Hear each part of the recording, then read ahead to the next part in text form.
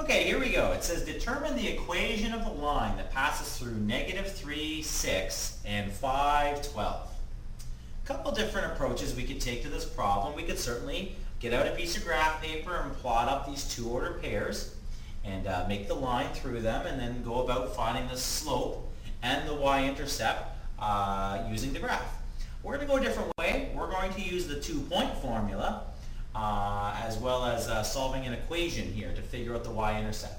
So to get started, first of all, we have to realize this. When it says to state the equation of the line or determine the equation of the line, we're talking about a line that's in slope y-intercept form. So for us to get this, we need to know two things: slope and y-intercept. So to get the slope, we need to use the 2-point formula. Here it goes. y2 minus y1 over x2 minus x1. To get more detail about how to use the 2-point formula, I have a previous video there that you can check out. So anyway, here goes. Subbing in, we're going to go 12 minus 6 over 5 minus -3. 6 over 8 reduces to 3/4. There's the slope, 3/4. Got it. So time to get the y-intercept. And here's how that goes. We start with y equals mx plus b. Now if we think about y equals mx plus b, there's basically 4 different pieces.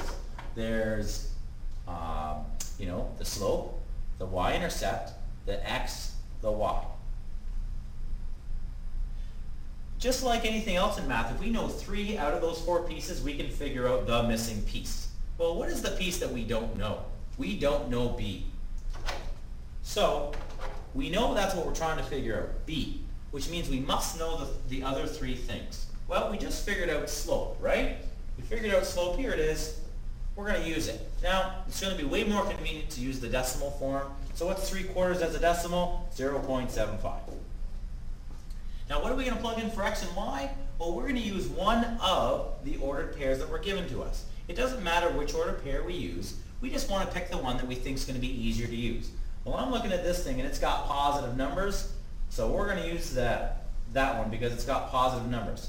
So the x goes in the x spot and the y goes in the y spot, giving us 12 equals 0.75 times 5 plus b.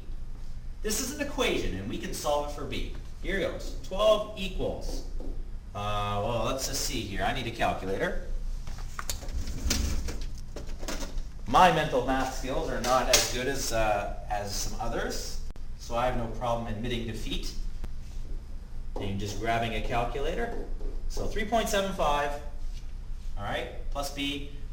Thinking about this, this is an equation. We're going to subtract 3.75 from both sides so that we can isolate b. And we end up with b equals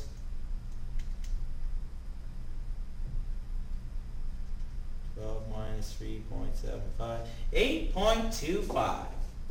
Now that's an interesting answer. Think about it. We just figured out the y-intercept. It's 8.25. If we tried to make a graph to figure out the slope and y-intercept in this question, we probably would have had a lot of success getting the slope at 3/4. But good luck looking at the graph and figuring out that the y-intercept is at exactly 8.25. I don't see that happening. You just can't get that kind of accuracy from a graph. So overall, the equation of the line is y equals 3/4 x plus 8.25. So there, we determined the equation of the line that passes through the ordered pairs -3, 6, and 5, 12. And just a quick review, we first of all found the slope using the 2-point formula. Then we figured out the y-intercept by solving an equation. And then finally we stated the equation of the line.